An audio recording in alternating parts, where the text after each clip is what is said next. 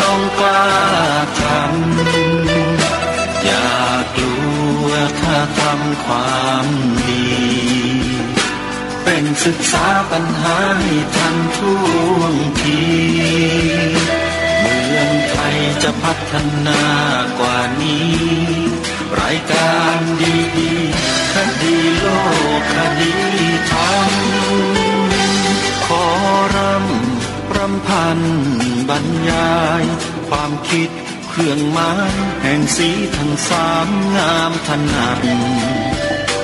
ขาวคือบริสุทธิ์สีสวัสดิ์หมายพระไตรรัตน์และธรรมะคุมจิตไทยแดงคือ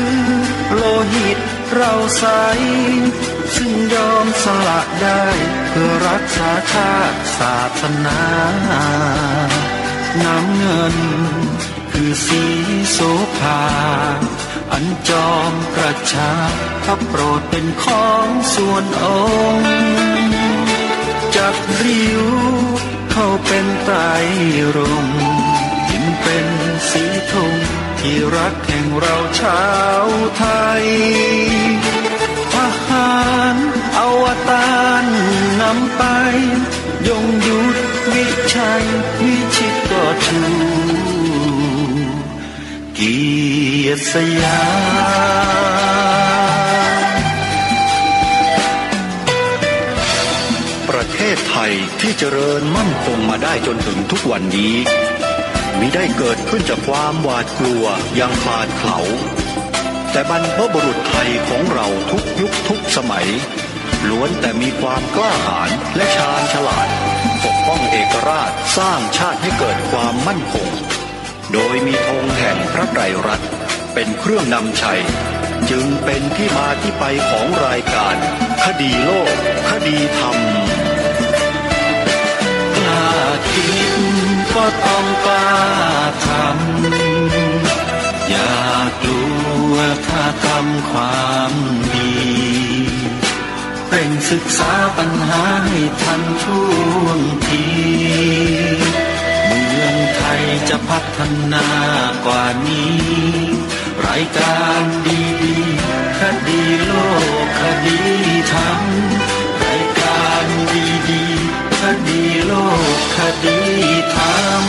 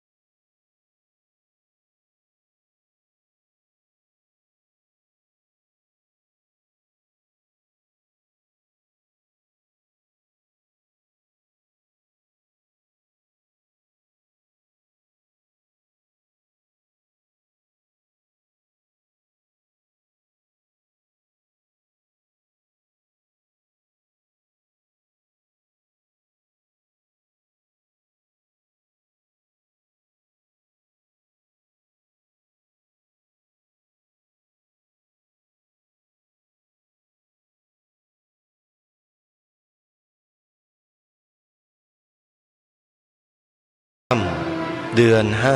5วันนี้ตรงกับวันพุธที่6เมษายนพระพุทธศักราช2565รายการคดีโลกคดีธรรมมาพบกับท่านผู้ฟัง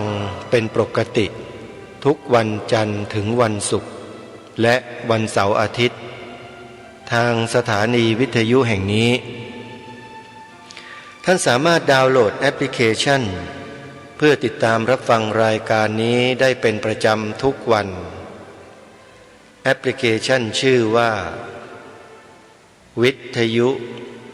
พุทธศาสนาทั่วไทยแอปพลิเคชันนี้ได้รวบรวมสถานีวิทยุพระพุทธศาสนาแห่งชาติสถานีต่างๆทั่วประเทศ ไว้ในที่เดียวกันท่านที่ดาวน์โหลดแอปพลิเคชันนี้ไว้ในโทรศัพท์มือถือระบบ Android ท่านจะได้ฟังธรรมบรรยายหลากหลายมากมายจากสถานีวิทยุพระพุทธศาสนาแห่งชาติในจังหวัดต่างๆได้ตลอด24ชั่วโมงจึงขอเรียนเชิญสาธุชนได้ช่วยกันบอกต่อให้ผู้อื่นได้ดาวน์โหลดแอปพลิเคชันนี้ไว้ในโทรศัพท์มือถือโดยพร้อมเพรียงกันเพื่อเราจะได้สร้างสิ่งที่ดีๆให้แก่ชีวิตของแต่ละท่านด้วยการบอกต่อใครบอกได้บุญอนุโมทนาสาธุวันนี้วันที่6 เมษายนในทุกๆปีนั้นกำหนดวันนี้ให้เป็นวันสำคัญของชาตินั่นก็คือเป็นวันจักรีวันจักรีคืออะไรหมายถึงอะไรวันนี้ทางรายการก็จะได้นำข้อมูลมาอ่านให้สาธุชนได้ฟังเพื่อให้ได้รู้จักวันนี้ว่ามีความสำคัญอย่างไรร่วมกันเนื่องด้วยวันนี้วันจักรี6 เมษายนเป็นวันที่ระลึกมหาจักรีบรมราชวงศ์โดยในวันจักรีนี้จะตรงกับวันที่6 เมษายนของทุกปีอันเนื่องมาจากเมื่อวันที่6 เมษายนพระพุทธศักราช 2325 พระบาทสมเด็จพระพุทธยอดฟ้าจุฬาโลกมหาราชหรือพระรามาธิบดีที่ 1ทรงเสด็จปราบดาภิเษกขึ้นเป็นพระมหากษัตริย์แห่งราชวงศ์จักรีและเป็นวันครบรอบการก่อตั้งราชวงศ์จักรีในวันนี้จึงถือเป็นวันสำคัญอีกวันหนึ่งที่พวกเราชาวไทยควรให้ความระลึกถึงกว่าจะมาเป็นสยามได้ในทุกวันนี้ความสำคัญของวันจักรีวันจักรีคือวันที่รำลึกถึงมหาจักรีบรมราชวงศ์เป็นวันที่พระบาทสมเด็จพระรามาธิบดีศรีสินธรมหาจักรีบรมนาถพระพุทธยอดฟ้าจุฬาโลกมหาราชเสด็จปราบดาภิเษกขึ้นครองราชย์เป็นพระมหากษัตริย์พระองค์แรกแห่งราชวงศ์จักรีอีกทั้งยังเริ่มก่อสร้างพระนครแห่งใหม่ในนามกรุงเทพมหานครบวรรัตนโกสินทร์ที่นับว่าเป็นเมืองหลวงแห่งใหม่ถัดจากกรุงธนบุรีซึ่งเมื่อครั้งที่กรุงธนบุรีเป็นราชธานีนั้นมีอาณาบริเวณรวมทั้ง2 ฝั่งของแม่น้ำเจ้าพระยาทำให้เป็นเมืองหลวงที่มีแม่น้ำไหลผ่านกลางเมืองต่อมาพระบาทสมเด็จพระจอมเกล้าเจ้าอยู่หัวได้ทรงเปลี่ยนนามใหม่จากกรุงเทพมหานครบวรรัตนโกสินทร์เป็นกรุงเทพมหานครอมรรัตนโกสินทร์ซึ่งช่วงเวลาตั้งแต่ก่อตั้งกรุงเทพมหานครเมื่อปีพระพุทธศักราช 2325 มักเรียกกันว่าสมัยรัตนโกสินทร์เช่นเดียวกันกับที่เคยเรียกยุคสมัยที่ผ่านมาในสยามโดยพระเจ้าแผ่นดินในสมัยรัตนโกสินทร์นี้ได้สืบสันตติวงศ์ต่อเนื่องกันมาในราชวงศ์เดียวกันจนถึงปัจจุบันมี9 รัชกาลรวมระยะเวลากว่า234 ปีจากบันทึกตามประวัติศาสตร์ระบุว่าในปีพระพุทธศักราช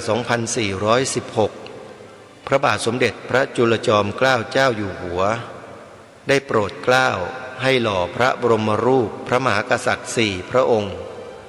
คือรัชกาลที่ 1 ถึงรัชกาลที่ 4ขึ้นประดิษฐานเอาไว้สำหรับให้พระบรมมหากษัตริย์พระองค์ต่อไปตลอดจนพระบรมวงศานุวงศ์ข้าราชการและประชาชนทั่วไปได้เข้าถวายเคารพสักการะเพื่อเป็นการระลึกถึงพระมหากรุณาธิคุณเป็นธรรมเนียมปีละ1 ครั้งและได้โปรดเกล้าให้อัญเชิญไปประดิษฐานยังพระที่นั่งดุสิตมหาปราสาท ต่อมาก็ได้มีการเปลี่ยนสถานที่ประดิษฐานหลายต่อหลายครั้ง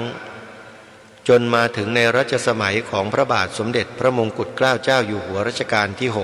6พระองค์ได้ทรงโปรดเกล้าให้เคลื่อนย้ายพระบรมรูปของบุรพมหากษัตริย์4พระองค์มาไว้ณปราสาทเทพบิดรภายในวัดพระศรีรัตนศาสดารามพร้อมกับพระบรมรูปของรัชกาลที่ 5พระชนกนาถซึ่งพระที่นั่งสำหรับประดิษฐานพระบรมรูปองค์นี้รัชกาลที่ 6ทรงโปรดให้ซ่อมแซมจากพุทธปรางปราสาทเพื่อการนี้โดยเฉพาะและได้พระราชทานนามว่าปราสาทเทพบิดรโดยได้มีการซ่อมแซมและประดิษฐานพระบรมรูปทั้ง5รัชกาลแล้วเสร็จในเดือนเมษายนพระพุทธศักราช 2461 จากนั้นพระบาทสมเด็จพระมงกุฎเกล้าเจ้าอยู่หัวจึงทรงมีพระบรมราชโองการประกาศตั้งพระราชพิธีถวายบังคมพระบรมรูปขึ้นในวันที่ 6 เมษายนปีเดียวกันอีกทั้งยังทรงโปรดให้เรียกวันที่ 6 เมษายนนี้ว่าวันจักรีกิจกรรมที่นิยมปฏิบัติในวันจักรีเนื่องในวันจักรี 6 เมษายนของทุกปีพระบาทสมเด็จพระเจ้าอยู่หัวจะเสด็จพระราชดำเนินพร้อมด้วยพระบรมวงศานุวงศ์ไปเป็นองค์ประธานในพิธีทางศาสนาประกอบการบำเพ็ญพระราชกุศลให้กับบุรพมหากษัตริย์ณพระอุโบสถและจะทรงสักการะพระบรมรูปสมเด็จพระบุรพมหากษัตริย์ณปราสาทเทพบิดรวัดพระศรีรัตนศาสดารามต่อจากนั้นจะเสด็จพระราชดำเนินไปทรงวางพวงมาลาณพระบรมราชานุสาวรีย์พระบาทสมเด็จพระพุทธยอดฟ้าจุฬาโลกมหาราชที่ชาญชาลาเชิงสะพานพระพุทธยอดฟ้าในขณะเดียวกันนายกรัฐมนตรีข้าราชการชั้นผู้ใหญ่นิสิตนักศึกษาหน่วยงานรัฐบาลและเอกชนรวมถึงประชาชนทั่วไปจากทุกสาขาอาชีพต่างพร้อมใจกันเข้าร่วมพิธีวางพวงมาลาและบำเพ็ญกุศลให้กับพระมหากษัตริย์ผู้ที่ทรงอุทิศพระองค์เพื่อความสงบสุขของอาณาประชาราษฎรอย่างแท้จริงนอกจากนั้นในวันที่ 6 เมษายนซึ่งเป็นวันจักรีของทุกปีรัฐบาลยังได้ประกาศเป็นวันหยุดราชการแต่หากในปีใดที่วันจักรีตรงกับวันหยุดเสาร์อาทิตย์ก็ให้หยุดชดเชยได้ในวันทำการวันต่อไปและนี่ก็เป็นสาระสำคัญของวันจักรีซึ่งเป็นวันที่องค์พระบาทสมเด็จพระพุทธยอดฟ้าจุฬาโลกมหาราชทรงปราบดาภิเษกขึ้นครองราชเป็นพระปฐมบรมกษัตริย์แห่งราชจักรีวงศ์ก็ถือว่าเป็นองค์พระมหากษัตริย์ที่เราทราบและรู้มาโดยตลอดว่าพระองค์นั้นทรงยอยกพระพุทธศาสนาขึ้นเป็นศาสนาประจำพระราชอาณาจักรกรุงรัตนโกสินทร์มีลูกมีหลานให้พวกเราท่านทั้งหลายเนี่ยปลูกฝังสิ่งนี้ลงไปให้แก่เขาอย่าดูดายอย่าประมาทถ้าหากเราดูดายไม่เอาใจใส่แล้วเราประมาทเราจะเสียท่าให้กับลัทธิอื่น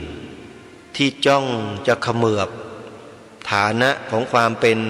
อะไรต่อไม่อะไรบนแผ่นดินของเรานี้ตลอดเวลานี่ขนาดเราจ้องดูตาเป็นมันเลยนะมันยังพยายามทุกอย่างเพื่อที่จะให้เกิดการกระทำเกิดการอะไรเปลี่ยนแปลงอะไรต่างๆอยู่ตลอดเวลานี่ถ้าหากเราเงียบเราไม่สนใจกันเลยไม่อะไรเลยนะป่านนี้ไม่ได้หมดทั้งบ้านทั้งเมืองไปแล้วหรือจริงไม่จริง นะสิ่งนี้ไม่ใช่สิ่งที่พูดแล้วไม่มีผลนะโยมมันมีผลจริงๆมีผลมาจนถึงทุกวันนี้เลยเพราะความที่เราไม่รู้ไม่เข้าใจนั่นแหละก็เลยเฉยกันหมดนักการเมืองทำอะไรต่อไม่อะไรออกมาประชาชนก็เฉยกันหมดไม่รู้เรื่องเลยทำกฎหมายออกมาให้กับศาสนาหนึ่งจนกระทั่งติดปีกมีอิทธิพลอยู่ในบ้านในเมืองนี้มากมายคนไทยเราก็ไม่รู้เรื่องกันเลยคนที่รู้ก็เงียบหมดไม่พูดแต่ในยุคปัจจุบันนี้เขาไม่เงียบแล้วเขาออกมาเปิดโปงหมดเลยหมดเปลือกล่อนจ้อนใครอยากจะดูความหมดเปลือกความล่อนจ้อนของคนที่จะเขมือบประเทศไทยของเรานะไปดูใน YouTube นะโยมพิมพ์คำว่าอปพสอักษรย่อ4ตัวออ่างปอปลาพอพานสอเสือไปดูแล้วก็พิจารณาหาข้อมูลให้เยอะๆแล้วก็อีกคลิปหนึ่งที่แนะนำให้ดูก็คือหม่อมช้างพิมพ์คำนี้เลยหม่อมช้างกฎหมาย3 ฉบับไปดูซิว่ากฎหมาย3 ฉบับเนี่ยทำไมหม่อมช้างหรือหม่อมหลวงกาญตพงศ์วรวุฒิเนี่ยจึงพยายามที่จะรณรงค์ให้คนไทยอ่านกันเหลือเกินแปลว่า3 ฉบับนี้ต้องมีความสำคัญอะไรแน่ๆหม่อมหลวงกาญตพงศ์วรวุฒิหรือว่าหม่อมช้างเนี่ยจึงได้ออกมารณรงค์เชิญชวนให้พี่น้องคนไทยนักกฎหมายอะไรทั้งหลายทั้งปวงในบ้านเมืองนี้เนี่ยไปอ่านกฎหมาย3 ฉบับนี้ทีอ่านหรือยังโยมอ่านหรือยังถ้ายังไม่อ่านไปหาอ่านซะนะไปดูที่ไหนล่ะท่านเข้าไปใน YouTube แล้วพิมพ์คำว่าหม่อมช้างไงกฎหมาย3 ฉบับหม่อมช้างแค่เนี้ยเดี๋ยวก็เห็นแล้วกฎหมาย3 ฉบับหม่อมช้างกฎหมาย3 ฉบับนี้เป็นกฎหมายอะไรทำไมเพื่ออะไรหม่อมช้างมีคำตอบแล้วทำไมพระผู้ใหญ่ในบ้านเมืองนี้จึงไม่มีใครกล้าปริปากออกมาพูดเรื่องกฎหมาย3 ฉบับเลยทำไมถึงเงียบขนาดนั้นเปิดไปดูในคลิปของหม่อมช้างมีคำตอบนี่คือสิ่งที่อยากจะฝากพวกเราท่านทั้งหลายในวันนี้นะฮะให้พวกเราได้คำนึงถึงกันบ้างว่าพระพุทธศาสนาในเมืองไทยของเราเนี่ยกว่าจะสืบสารกว่าจะรักษากว่าจะสานต่อกันมาได้ถึงพวกเราเนี่ยนะบรรพชนบรรพบุรุษเราเนี่ยต้องใช้ทุกสิ่งทุกอย่างเพื่อรักษาสิ่งนี้มาให้แก่พวกเราอยู่ๆพวกเราบอกว่าโอ้ยไม่จำเป็นศาสนาพุทธล้าหลังเขาไม่นิยมเขาไม่นั่นกันแล้วสมัยใหม่เขาเทคโนโลยีกันแล้วเนี่ยคนสมัยนี้มักจะเป็นกันอย่างนี้แล้วก็ยึดติดกับสิ่งนี้อยู่ตลอดเห็นไหมฮะเราจะแก้ยังไงแก้ที่ตัวเราก่อนท่านสาธุชนเราต้องฝึกฝนอบรมพัฒนาตนเราเนี่ยให้เกิดความรู้ความเข้าใจที่ถูกต้องตรงกันให้ได้ก่อนความรู้ความเข้าใจที่ถูกต้องตรงกันในข้อที่1ก็คือว่าให้พวกเราคนไทยทุกคนเนี่ยกล่าวคำนี้เพื่อให้เกิดการยอมรับไปทั่วทั้งแผ่นดินให้ได้คือคำว่าพระพุทธศาสนาเป็นศาสนาประจำชาติไทยของเรากล่าวคำนี้เลย กล่าวกันให้ทั่วทุกหัวระแหงให้หมดออกอากาศออกวิทยุออกสื่อโทรทัศน์ก็พูดกันออกไป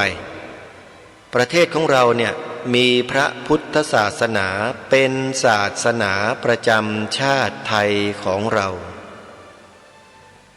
ลูกหลานเยาวชนนั้นสำคัญนักต้องบอกต้องสอนเขาให้เขาได้เกิดความรู้ความเข้าใจที่ถูกต้องตรงกันเช่นนี้เพื่อไม่ให้ลูกหลานเรานั้นหลงทิศหลงทางหลงเชื่อวาทกรรมของใครก็ไม่รู้แล้วมันจะกลายเป็นเสียงที่แตกออกไปถ้าเราไม่รณรงค์ไม่ช่วยกันเนี่ยเสียงเด็กก็จะแตกพอเสียงแตกอนาคตข้างหน้ามันก็จะแยกพอเสียงแยกอนาคตต่อไปอีกข้างหน้ามันก็จะเริ่มโต้เถียงกันพอมีการโต้เถียงกันอนาคตข้างหน้ามันต่อไปก็คือทะเลาะเบาะแว้งกันแล้วอนาคตต่อไปถ้าไม่รีบแก้ไขมันก็จะเกิดการเข็นฆ่าทำลายล้างกันในที่สุดเห็นไหมเพราะฉะนั้นเราต้องรีบทำในสิ่งที่ถูกต้องเหล่านี้รักษาสิ่งที่ถูกต้องเหล่านี้กันไว้ด้วยวิธีการอย่างนี้นี่แหละใช้ปากให้เป็นประโยชน์มีปากไว้ใช้งานไม่ใช่ไว้กินไว้เคี้ยวไว้ดื่มอย่างเดียวหรือไปพูดนินทาชาวบ้านนำมาใช้เป็นประโยชน์ต่อประเทศชาติพระพุทธศาสนาสถาบันพระมหากษัตริย์ของเราบ้างโดยการกล่าวออกไปว่าพระพุทธศาสนาเป็นศาสนาประจำชาติไทยของเรานี่คือข้อที่หนึ่งที่ฝากให้พวกเราได้ทำกันเป็นหน้าที่สำคัญข้อที่สองอันนี้เป็นพื้นฐานเลยเป็นพื้นฐานหลักๆที่เด็กเยาวชนนักเรียนนักศึกษาทั่วไปก็จะต้องท่องให้ได้ในโรงเรียนเนี่ยเขาไม่สอนไม่บอกกระทรวงศึกษาธิการก็ไม่บอกไม่สอนไม่บรรจุสิ่งนี้เข้าไปเป็นหลักสูตรเพื่อจะปลูกฝังลูกหลานเยาวชนไทยไม่รู้เหมือนกันว่าไปเอาแนวคิดใครมาแต่สำหรับอาตมาภาพ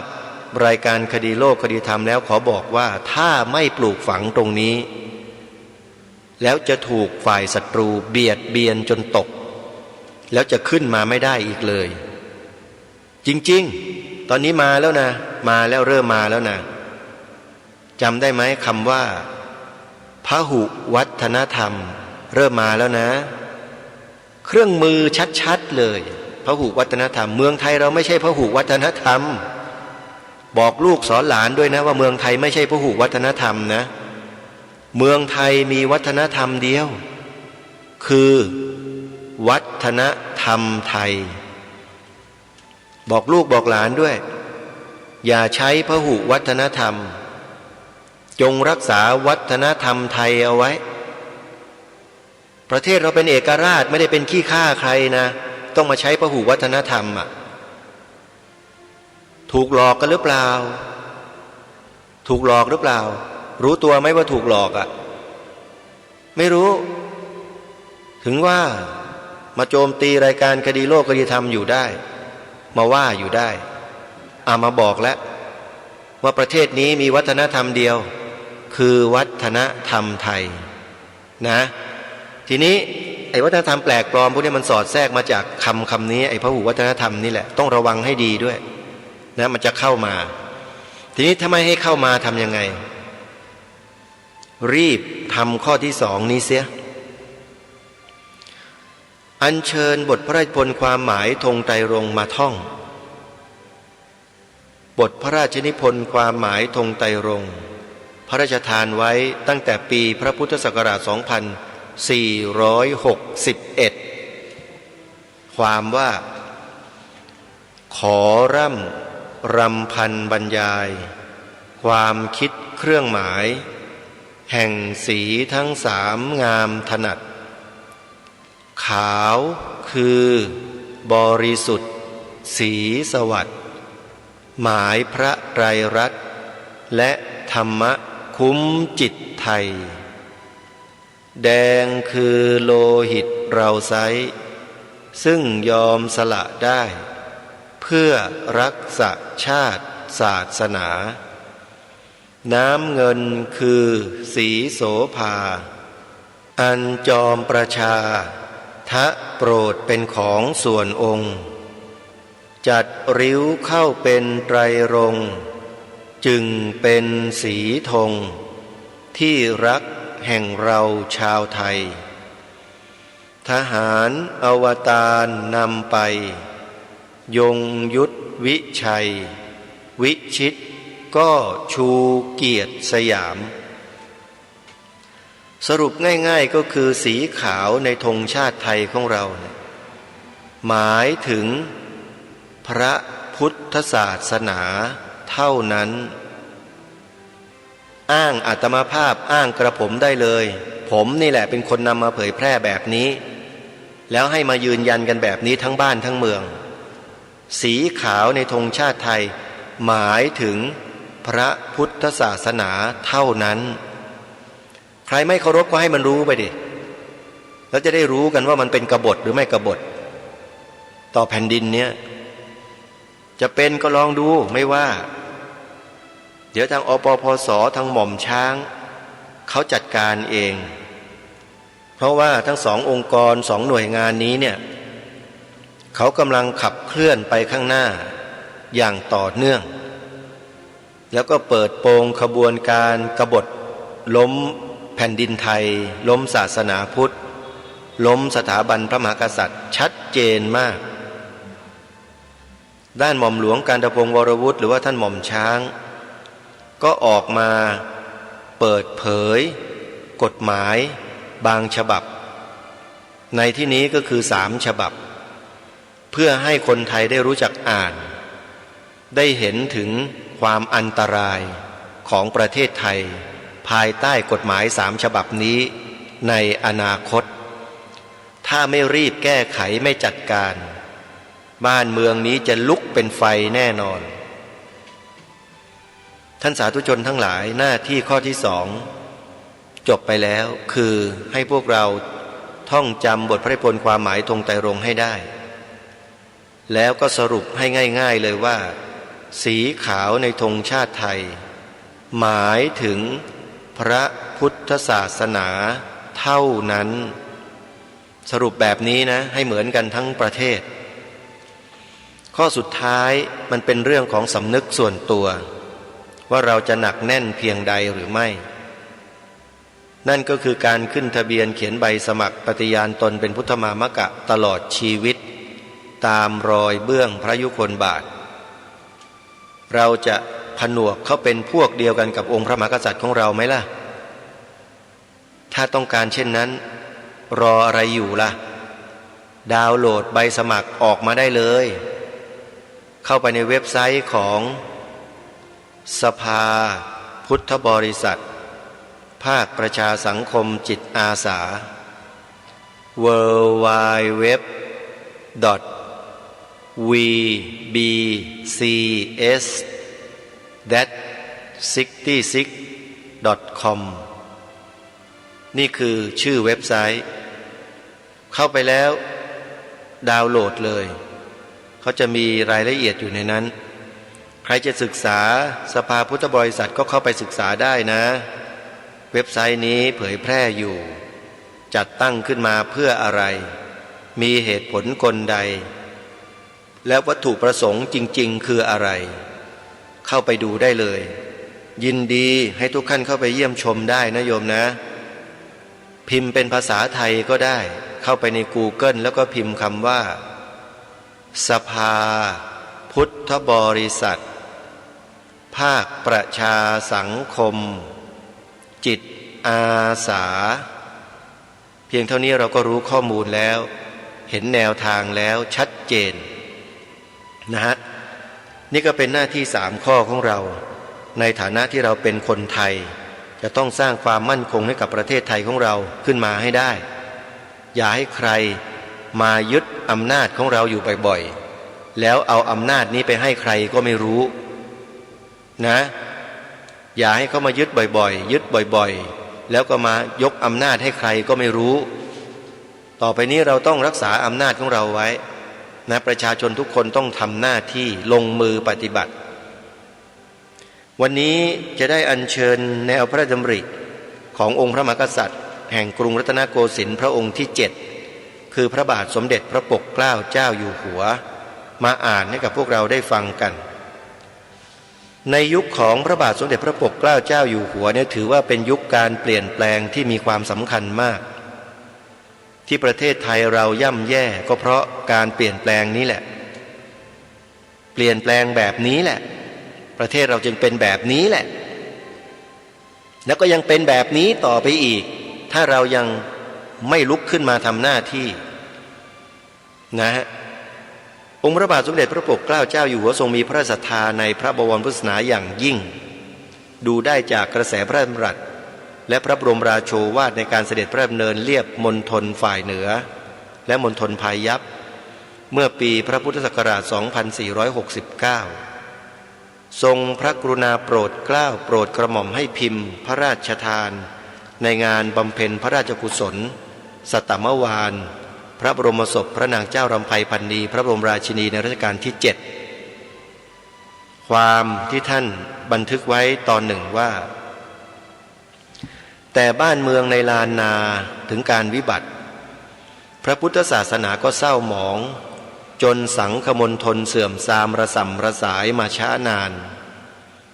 มาจนถึงรัชกาลสมเด็จพระปิยมหาราชพระบรมชนกนาถของเราจึงได้เริ่มทรงจัดการฟื้นพระพุทธศาสนาในมณฑลนี้มาโดยทรงพระราชดำริจะให้พุทธจักรและอาณาจักรเจริญรุ่งเรืองสมกับสมัยเป็นต้นว่าในการสั่งสอนประชาชนทั้งหลายให้รัฐบาลเอาเป็นธุระสั่งสอนส่วนคดีโลกให้พระสงฆ์รับภาระสั่งสอนส่วนคดีธรรมเป็นอุปการะแก่กันดังนี้สมเด็จพระบรมเชษฐาธิราชของเราก็ทรงโปรดให้จัดการสืบมาโดยทางนั้นเหมือนกันเห็นไหมทั้งรัชกาลที่5ทั้งรัชกาลที่6ที่องค์พระบาทสมเด็จพระปกเกล้าเจ้าอยู่หัวเอ่ยพระนามทรงทำนุบำรุงส่งเสริมพระพุทธศาสนามาโดยตลอดและพระองค์ท่านก็ทรงสืบสารต่อมาไม่ทรงละเลยไม่ทรงละทิ้งใดๆทั้งสิ้นนะฮะและยังมีความอีกตอนหนึ่งที่ปรากฏเป็นพระบรมราโชวาทของพระบาทสมเด็จพระปกเกล้าเจ้าอยู่หัวในกระทรวงศึกษาธิการที่พระองค์ได้ทรงตรัสไว้ก็คือว่าตามธรรมดาเด็กๆจะเรียนแต่หนังสือเท่านั้นไม่พอถ้าเรียนแต่หนังสืออย่างเดียวก็จะตรงกับที่โบราณท่านว่าวิชาท่วมหัวเอาตัวไม่รอดเราต้องเรียนอย่างอื่นด้วยต้องฝึกกายวาจาใจพระพุทธองค์ได้รับสั่งไว้เป็นพุทธภาษิตว่าทันโตเศโถมนุษย์เสสุแปลว่าบุคคลที่ได้ฝึกหัดแล้วเป็นผู้ประเสริฐในหมู่มนุษย์จะเห็นได้ว่าท่านผู้ฟัง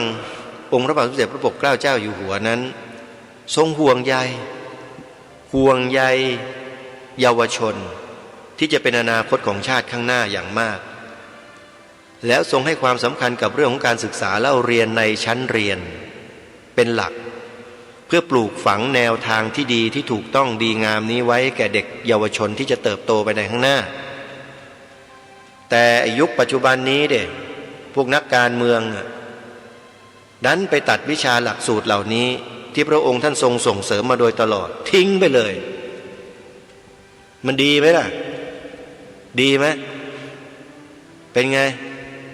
แล้วเราจะยอมเหรอ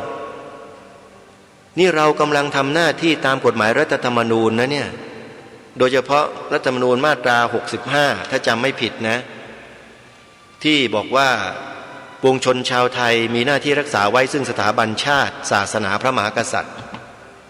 อาตมาภาพกำลังทำหน้าที่ตามกฎหมายรัฐธรรมนูญมาตรานี้คือ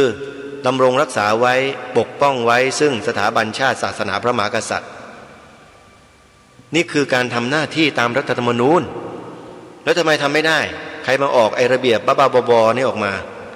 ไม่ให้พูดเพื่อส่งเสริมสถาบันของชาติลองดูที่ ใครท่านสาธุชนทราบช่วยบอกด้วย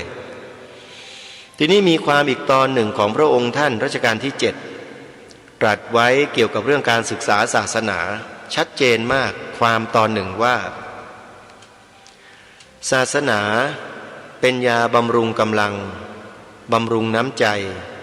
ให้ทนความลำบากได้ให้มีแรงที่จะทำการงานของตนให้เป็นผลสำเร็จได้และยังเป็นยาที่จะสมานหัวใจให้หายเจ็บปวดในยามทุกข์ได้ด้วยพวกเราทุกๆคนควรพยายามให้เด็กๆลูกหลานของเรามียาสำคัญคือคำสั่งสอนของพระบรมศาสดาสัมมาสัมพุทธเจ้าติดตัวไว้เป็นกำลังเพราะยาอย่างนี้เป็นทั้งยาบำรุงกำลังและยาสมานหรือระงับความเจ็บปวดสุดยอดไหมท่านผู้ฟังเห็นไหมรัชกาลที่7นะเห็นหรือยังล่ะแล้วคนที่มาปิดปากพระไม่ให้พูดนู่นพูดนี่ไม่ให้สอนไม่ให้บอกนะหมายความว่าไงลองพิจารณาดูทีสิหมายความว่าไงทำไม่ได้แล้วถ้าทำเนี่ยถือว่าผิดกฎหมายรัฐธรรมนูญด้วยเพราะเรากำลังทำหน้าที่ตามกฎหมายรัฐธรรมนูญที่ว่าด้วยมีหน้าที่นะเป็นหน้าที่ของเราเลยที่จะต้องช่วยกันทำรงรักษาไว้ซึ่งสถาบันชาติศาสนาพระมหากษัตริย์ของเราทีนี้มาดูพระบรมราโชวาทขององค์พระบาทสมเด็จพระบรมชนกาธิเบศรมหาภูมิพลอดุลยเดชมหาราชบรมนาถบพิตรรัชกาลที่9บ้างพระบรมราโชวาทตรงนี้แหละที่ทางรายการได้อัญเชิญมาให้เรากล่าวในข้อที่1ใน3ข้อเกิดจากพระบรมราโชวาทตรงนี้แหละเดี๋ยวท่านลองฟังให้ดีนะข้าพเจ้าขอแสดงความชื่นชมยินดีด้วยที่สภายุวพุทธิกสมาคมแห่งชาติจัดให้มีการประชุมยุวพุทธิกสมาคมทั่วประเทศขึ้นอีกครั้งหนึ่งเพื่อปรึกษาแลกเปลี่ยนความคิดเห็นกันโดยยกเอาเรื่องการปลุกจิตสำนึกของชาวพุทธเกี่ยวกับพระพุทธศาสนาซึ่งเป็นศาสนาประจำชาติของเราขึ้นเป็นหัวข้อการประชุมชาวพุทธที่แท้จึงเป็นผู้คิดชอบปฏิบัติชอบอยู่เป็นปกติอยู่ณที่ใดก็ทำให้ที่นั้นสงบร่มเย็นมีแต่ความปรองดองและสร้างสรรค์จึงเป็นโชคดีอย่างยิ่งที่ประเทศไทยเรามีพระพุทธศาสนาเป็นศาสนาประจำชาติทำให้คนไทยทุกเชื้อชาติศาสนาอยู่ร่วมกันด้วยความสุขมีความรักความปรารถนาดีต่อกันมีการสงเคราะห์อนุเคราะห์ซึ่งกันและมีความสมัครสมานสามัคคีกันเป็นอย่างดีการที่ยุวพุทธิกสมาคมได้ตั้งใจพยายามในอันที่จะปลุกจิตสำนึกของชาวพุทธให้หนักแน่นมั่นคงในพระศาสนายิ่งขึ้นจึงเป็นสิ่งที่ดีมีคุณประโยชน์ทั้งแก่การจันโลงพระพุทธศาสนาและแก่ส่วนรวมคือประเทศชาติอันเป็นที่เกิดที่อาศัยทรงยืนยันชัดเจนว่าการรณรงค์ให้ผู้คนเกิดจิตสำนึกในการรักและหวงแหนพระบวรพุทธศาสนาเนี่ยพระองค์ทรงยืนยันเลยว่าเป็นสิ่งที่ดีมีคุณประโยชน์ทั้งการจันโลงพระพุทธศาสนาและแก่ส่วนรวมคือประเทศชาติอันเป็นที่เกิดที่อาศัยเพราะฉะนั้นการกระทำอย่างใดประเภทใดแบบไหนก็ตามที่เป็นการดำรงรักษาไว้ซึ่งพระบวรพุทธศาสนาจึงเป็นประโยชน์ทั้งส่วนทางศาสนาเองด้วยทั้งเป็นประโยชน์ต่อชาติบ้านเมืองด้วยพระองค์ทรงยืนยันชัดเจนมากองค์พระมหากษัตริย์ก็ตรัสไว้ชัดเจนเป็นหลักฐานยืนยันอ่านให้ฟังอยู่นี่และไม่ใช่เฉพาะองค์พระบาทสมเด็จพระเจ้าอยู่หัวรัชกาลที่9เท่านั้นนะทุกพระองค์ที่มีแนวพระดำริกระแสพระดำรัสบรมราโชวาทต่างๆพระบรมราชโองการเนี่ยเป็นแนวเดียวกันหมดเลยคือบ่งบอกให้เห็นถึงความเป็นศาสนาประจำชาติของพระพุทธศาสนาแต่ นักการเมืองนักวิชาการคนที่มีอิทธิพลมีอำนาจทางความคิดของผู้คนในสังคมนี่มันเป็นอะไรกันมันจึงมาต่อต้านมันไม่ให้ยอมบัญญัติเอาไว้เนี่ยหมายความว่าอะไรคนพวกนี้คือใครไปรับแนวนโยบายของใครมาทำไมจึงไม่ดำเนินรอยตามเบื้องพระยุคลบาทขององค์พระมหากษัตริย์ทำไมมันเสียหายอะไรมันเดือดร้อนอะไรนักหนาประเทศนี้มันจะล่มจมยังไงถ้าบัญญัติไว้เนี่ยให้มันรู้ไปสิลองดูให้เราบัญญัติไว้ทีเถอะนะแล้วจะได้รู้ว่าเป็นยังไงจริงๆแล้วนะถ้าบัญญัติไว้แล้วถ้าจะล่มจมนะไม่ใช่ประเทศนี้หรอกประเทศนี้จะลอยสูงขึ้นแต่ไอ้คนหนักแผ่นดินมันจะล่มจมกันหมดเชื่ออาตมาไหมโยมจริงๆเพราะฉะนั้นเรื่องนี้เราจะต้องช่วยกันรณรงค์ให้เกิดขึ้นและมีขึ้นให้ได้ไม่เช่นนั้นบ้านเมืองเราก็จะเป็นเหมือนอย่างที่เห็นอยู่นี่แหละ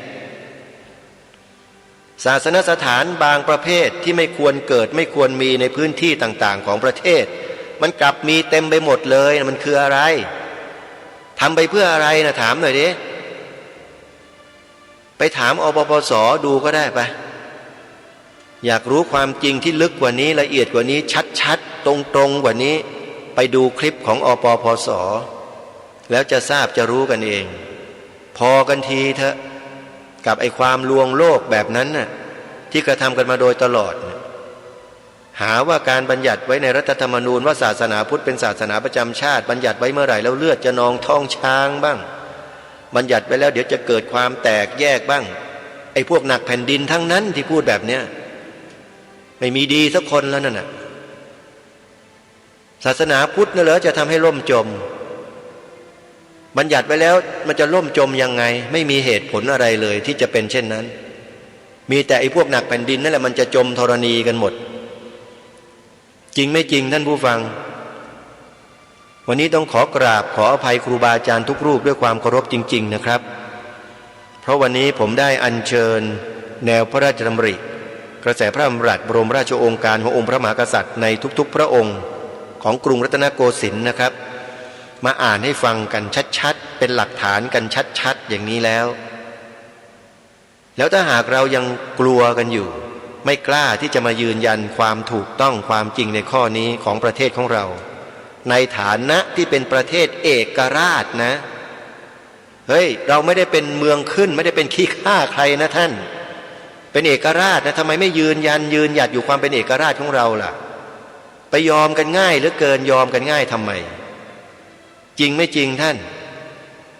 แผ่นดินนี้เป็นแผ่นดินพุทธอ่ะแล้วบัญญัติเขียนไว้แล้วมันผิดตรงไหนอ่ะมีแต่ไอ้พวกต่อต้านนั่นแหละมันผิดใส่มันอย่างนี้อย่าไปยอมมันก็เพราะเรานี่เนี่ยมันขี้แพ้ไงมันยอมกันง่ายเหลือเกินมันจึงแพ้ตลอดชาติต่อไปนี้ห้ามเด็ดขาดไม่มีคำว่าแพ้และยอมต้องต่อสู้เพื่อรักษาปกป้องประเทศนี้ความเป็นเอกราชความมั่นคงของประเทศนี้เอาไว้มันหน้าที่ของเรานะที่ช่วยปกป้องเอกราชของชาติเนี่ยในรัฐธรรมนูญก็เขียนไว้ชัดเจนอยู่แล้วแต่พวกเราไม่ทำหน้าที่กันเองรายการคดีโลกคดีธรรมเห็นนิ่งกันมานานแล้วหลายสิบปีแล้วก็เลยคิดว่าถึงเวลาจึงได้มาปลุกมาเร้าให้พวกเราได้เกิดความสำนึกนะฮะใช้คำว่าสำนึกเลยถ้าไม่มีคำนี้เกิดขึ้นในมโนสำนึกแล้วก็ท่านอะไรก็ไม่ต้องไปทำกันแล้วพวกเราอะไปนั่งสวดมนต์ไหว้พระเจริญภาวนาไปทำบุญรักษาศีลก็อยู่แค่เนี้ย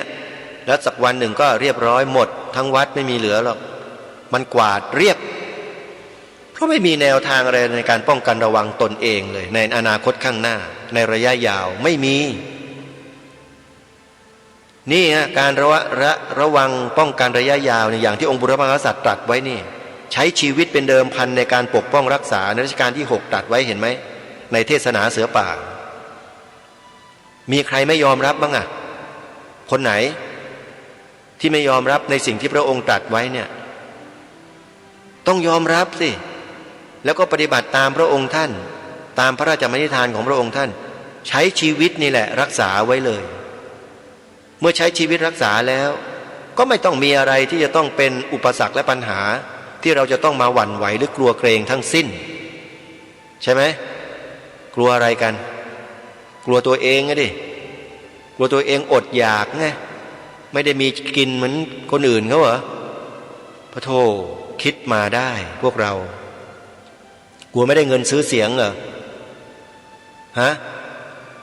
ยังหาเศษหาเลยกับเศษขยะที่เขาโยนให้กินอยู่อีกเหรออาตมาถือว่าเงินซื้อเสียงเนี่ยคือเศษขยะเป็นปฏิกูลเป็นสิ่งที่ไร้ค่าเป็นสิ่งที่ต่ำทรามใครที่กินของพวกนี้อยู่จำไว้กำลังกินเชื้อของพวกต่ำทรามอยู่ขอบอกเลยและประเทศนี้จะไม่ยอมให้คนต่ำทรามนะมามีอิทธิพลอำนาจเหนือกว่าสิ่งที่สูงส่งที่เราเทิดทูนบูชาแน่นอนเพราะฉะนั้นเราจึงยอมไม่ได้จึงต้องมาทำหน้าที่เช่นนี้ถ้าหากใครฟังรายการวันนี้แล้วเห็นว่ารายการนี้พูดจาไม่ไพเราะพูดจาอะไรต่างๆนานาก็แล้วแต่เถอะท่านไปพิจารณาตัวท่านเองให้ดีนะพิจารณาให้ดีนะว่าได้ทำหน้าที่แบบนี้หรือเปล่าเสียสละแบบนี้ไหมหรือยังกอบโกยหากินหาเศษหาเลยอะไรที่ไหนกันอยู่ไหมและถ้าเป็นอย่างนั้นอยู่ยังเห็นแก่ตัวอยู่อย่ามาพูดให้ท่านเงียบๆไว้นะเห็นแก่ตัวต่อไปเรากำลังต้องการคนที่เสียสละเราไม่ต้องการคนหนักแผ่นดินนะใครที่เสียสละมาช่วยกันทำหน้าที่ตามที่รายการนี้ได้แนะนำแค่เนี้ยในเบื้องต้นเนี่ยพูดคำว่าพระพุทธศาสนาเป็นศาสนาประจำชาติไทยของเราแค่เนี้ยก็ถือว่าได้ทำหน้าที่แล้วไม่ได้หมายความว่าพูดคำเดียวแล้วจบนะพูดมันทุกวันแล้วก็สอนลูกหลานให้พูดให้ได้ด้วยทำแล้วก็ต้องทำให้สำเร็จด้วยนะอย่างน้อยๆลูกเราคน2 คน3 คนต้องพูดตามเราได้หลานเราต้องพูดได้และต้องปลูกฝังเขาทุกวันก่อนหลับก่อนนอนหลังสวดมนต์ไหว้พระตื่นนอนให้เขาท่องให้เขากล่าวเขาพูดเป็นชีวิตเลยนี่เขาเรียกว่าทำหน้าที่ข้อที่2ความหมายพระราชทานธงไตรรงค์ต้องสืบสารพระราชปณิธานของรัชกาลที่6เอาไว้ปัจจุบันมันมีคนมันบิดเบือนคิดจะบิดเบือนอยู่ตลอดพอดีอาตมาภาพเนี่ยได้ให้สัมภาษณ์พิพิธภัณฑ์ธงชาติไทยเอาไว้เมื่อปี58ใครต้องการไปชมใน YouTube ก็ไปชมได้นะโยมสัมภาษณ์ไว้เด็ดๆมากๆเลยนะตั้งแต่ปี58มาแล้วก็ถ้านับปีนี้ก็ประมาณเกือบ8 ปีแล้วแต่มีอยู่ใน YouTube นะพิมพ์คำว่าบิดเบือนธงชาติพิมพ์คำนี้เลยบิดเบือนธงชาติแล้วไปฟังกันนั่นแหละคือเสียงและหน้าตาของอาตมาภาพเองใครอยากรู้อยากเห็นก็ไปดูใน YouTube เนี่ยพิมพ์คำเนี้ยบิดเบือนธงชาติก็ได้พิมพ์คำว่าดีทีวีก็ได้ถ้าอยากเห็นหน้านะดีทีวีก็ได้หรือจะพิมพ์คำว่าตระเวนคนตระเวนธรรมก็ได้หรือถ้ายิ่งพิมพ์คำว่าคดีโลกคดีธรรมก็ยิ่งเห็นชัดเลยเยอะด้วยนะลองดูนะแล้วไปดูในนั้นในคลิปต่างๆนะที่อาตมาภาพพูดไว้แล้วโยมจะเข้าใจมากกว่านี้เยอะแต่วันนี้เวลาของรายการหมดพร้อมกับเนื้อหาที่ได้อัญเชิญมาเป็นแนวพระดำริของรัชกาล9รัชกาลแล้วก็องค์พระมหากษัตริย์ในยุคต่างๆตั้งแต่กรุงสุโขทัยกรุงศรีอยุธยากรุงธนบุรีเป็นต้นมาจนถึงกรุงรัตนโกสินทร์ก็จบลงแล้วพอดีเดี๋ยววันพรุ่งนี้มาฟังพระอาจารย์สมภพโชติปัญโยกันนะโยมนะมีธรรมบรรยายในลักษณะเดียวกันกับที่เคยเปิดให้ฟังเกี่ยวกับเรื่องธรรมะกับประชาธิปไตยเกี่ยวกับเรื่องอะไรต่อไม่อะไรเนี่ยมีอีกชุดหนึ่งที่น่าฟังมากเดี๋ยวไปติดตามรับฟังกันในโอกาสต่อไปวันนี้เวลาของรายการหมดลงแล้วอาตมาภาพต้องขอสมมุติยุติรายการไว้แต่เพียงเท่านี้ไว้พบกันใหม่ในวันต่อไป ขอความสุขความสวัสดีในธรรมแห่งองค์สมเด็จพระบรมศาสดาสัมมาสัมพุทธเจ้าจงปรากฏเกิดมีขึ้นในจิตใจของท่านผู้ฟังทุกท่านทุกคนเทินขอเจริญพรกล้าคิดก็ต้องกล้าทำอย่ากลัวถ้าทำความดีเป็นศึกษาปัญหาให้ทันท่วงทีเมืองไทยจะพัฒนากว่านี้รายการดีๆคดีโลกคดีธรรมขอรำพันบรรยายความคิดเครื่องหมายแห่งสีทั้งสามงามถนัดขาวคือบริสุทธิ์สีสวัสดิ์หมายพระไตรรัตน์และธรรมะคุ้มจิตไทยแดงคือโลหิตเราใสซึ่งยอมสละได้เพื่อรักษาชาติศาสนาน้ำเงินคือสีโสภาอันจอมประชาถ้าโปรดเป็นของส่วนองค์จับริ้วเข้าเป็นไตรรงค์จึงเป็นสีธงที่รักแห่งเราชาวไทยทหารอวตารนำไปยงยุทธวิชัยวิชิตก็ชูเกียรติสยามประเทศไทยที่เจริญมั่นคงมาได้จนถึงทุกวันนี้มิได้เกิดขึ้นจากความหวาดกลัวอย่างคลาดเขลาแต่บรรพบุรุษไทยของเราทุกยุคทุกสมัยล้วนแต่มีความกล้าหาญและชาญฉลาดปกป้องเอกราชสร้างชาติให้เกิดความมั่นคง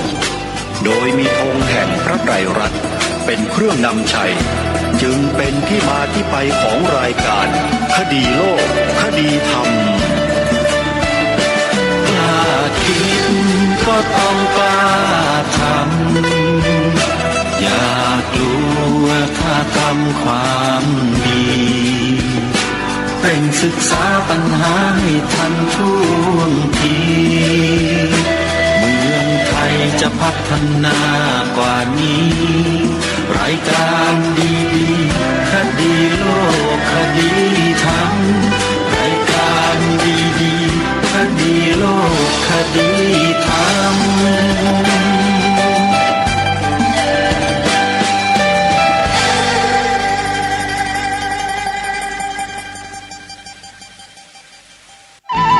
ที่จบไปแล้วนั้นเป็นรายการคดีโลกคดีธรรมดำเนินรายการโดยพระครูปลัดณรงค์ฤทธิ์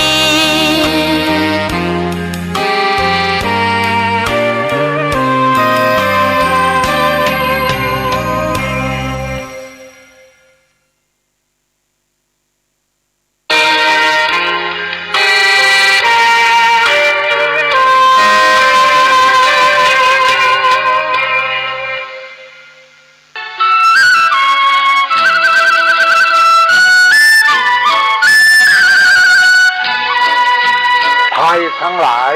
ที่ผ่านพ้นไปนั่นสุขบ้างทุกข์บ้างมันเป็นธรรมชาติของชีวิตแต่ขอทั้งวัดทั้งบ้านทั้งราชการทั้งโรงเรียนครูบาอาจารย์ได้สมัครสมานสามัคคีกลมเกลียวอย่าแตกความสามัคคีกันรู้รักสามัคคีประสานกายใจกันไว้เพราะประเทศไทยพระพุทธศาสนาเป็นศาสนาประจำชาติไทยเพราะฉะนั้นคนไทยมีคุณธรรมประจำใจประจำกายรักษากายวาจาใจให้เจริญมั่นคงเพื่อเป็นการผูกสัมพันธไมตรีโดยพรหมวิหารธรรมคือให้มีเมตตาปราณีเอื้ออารีซึ่งกันและกันไว้จะแตกความสามัคคีกันให้สัมพันธ์กายสัมพันธ์ใจในกันและกันไว้อย่าแตกความสามัคคีประเทศชาติเราก็เจริญมั่นคงเศรษฐกิจเราก็เจริญมั่นคงสังคมเราก็เจริญมั่นคง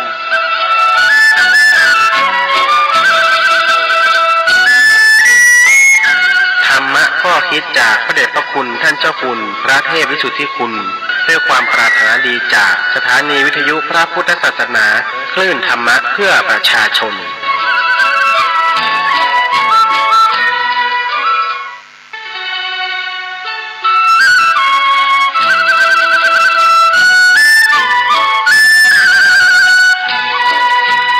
ความเจริญมั่นคงอยู่ที่ความเสียสละอดทนมั่นคงแข็งแรงแกร่งเอาความรู้ต่อสู้กับศักดิ์กำจัดสิ่งเสื่อมติดเสริมสร้างชีวิตพอมีพอเพียงพระบาทสมเด็จพระเจ้าอยู่หัวท่านรับสั่งให้ใช้ชีวิตพอมีพอเพียงเราก็อยู่กันได้เพราะฉะนั้นคนไทยต้องสมัครสมานสามัคคีหันหน้าเข้าหากันปรึกษาหากันรักกันสันพี่น้องเราก็จะอยู่ได้เพราะเวลานี้ยุคโลกาภิวัตน์มันจะมีการเปลี่ยนแปลงทางขนบธรรมเนียมจริตประเพณีบางสิ่งบางอย่างก็ขอให้นึกถึงบรรพบุรุษของชาติว่าบรรพบุรุษปู่ย่าตายายเราได้สั่งสมอบรมลูกหลานของคนไทยทุกคนให้ตั้งอยู่ความสามัคคีมีความสมัครสมานกลมเกลียวเมตตาปราณีเอื้ออารีเอื้ออาทรในละกันเวลานี้ประเทศชาติของเราก็เจริญมั่นคงเพราะเหตุว่าคนไทยรวมน้ำจิตน้ำใจกันสร้างสรรค์ความเจริญงอกงามเพื่อความเจริญงอกงามแก่ชาติพระพุทธศาสนาสำนักงานของพระมหากษัตริย์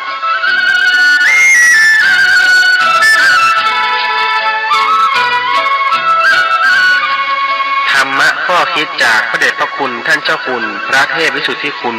ด้วยความปรารถนาดีจากสถานีวิทยุพระพุทธศาสนาคลื่นธรรมะเพื่อประชาชน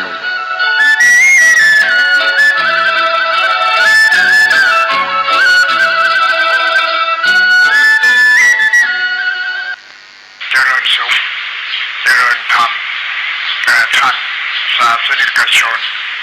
ที่รับนับถือทั้งหลายวันนี้เป็นวันมงคลชนิดหนึ่งที่เจ้าหน้าที่ฝ่ายประชาสัมพันธ์มาขอสัมภาษณ์เกี่ยวกับโครงการเศรษฐกิจพอเพียงที่พระบาทสมเด็จพระเจ้าอยู่หัวท่านมีโครงการเพื่อเสริมสร้างความสุขให้แก่ประชาชนชาวไทยและประชาชนชาวโลกได้เข้าใจในการใช้ชีวิตการดำรงชีวิตการพัฒนาชีวิตทางเศรษฐกิจสังคมชุมชนไทยและโลกกว้างใหญ่ไพศาลที่เราอยู่ด้วยกันร่วมจิตร่วมใจกันสร้างสรรค์คุณภาพชีวิตทางเศรษฐกิจสังคมชุมชนทั่วโลกก็ว่าได้เพราะชาวโลกมีความเป็นอยู่ทางเศรษฐกิจสังคมชุมชนนั้นเพื่อต้องการปลูกฝังเอกลักษณ์คุณลักษณะอันเป็นศักยภาพคุณภาพเพื่อสร้างสรรค์มโนธรรมอันเกิดจากกาย ดับจิตเพื่อเสริมสร้างชีวิตให้มีกินมีใช้เมืองเหนือแล้วพอมีพอกินแต่พระบาทสมเด็จพระเจ้าอยู่หัวนั้นท่านสวยราชสมบัติท่านก็จะได้ฟื้นฟูขนบธรรมเนียมจารีตประเพณีไทยให้คนไทยได้เข้าใจว่าชาติไทยมีพระพุทธศาสนาเป็นศาสนาประจำชาติมีพระมหากษัตริย์เป็นเอกอัครศาสนูปถัมภกเพื่อทนุบำรุงชาติทนุบำรุงพระพุทธศาสนาและมีกิจวัตรเพื่อการปฏิบัติก็ให้เกิดความร่มเย็นเป็นสุขในสังคมไทยอันนี้เป็นคุณลักษณะชนิดหนึ่งที่คนไทยทุกคนต้องเข้าใจ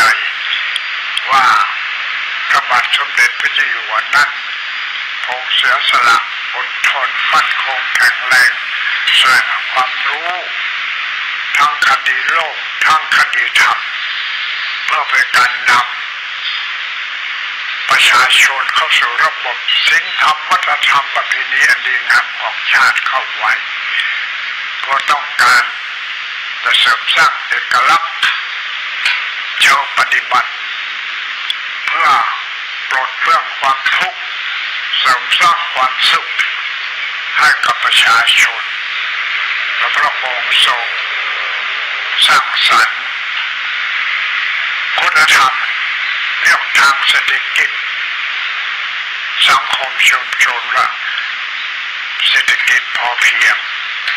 พอมีพอกินพอมีพอเพียงท่านให้ยึดหลักนี้ไว้ก็ไม่ใช่จะต้องร่ำรวยมากนักเมื่อกมหาเศรษฐีทั้งหลายแต่ว่าขอให้คนไทยทุกคนยึดหลักมัชฌิมาปฏิปทาในการใช้ชีวิตยุคนี้เป็นยุควิกฤตทางสังคมอะไรสังคมโลกแต่ว่าเราจะไปวิ่งตามโลก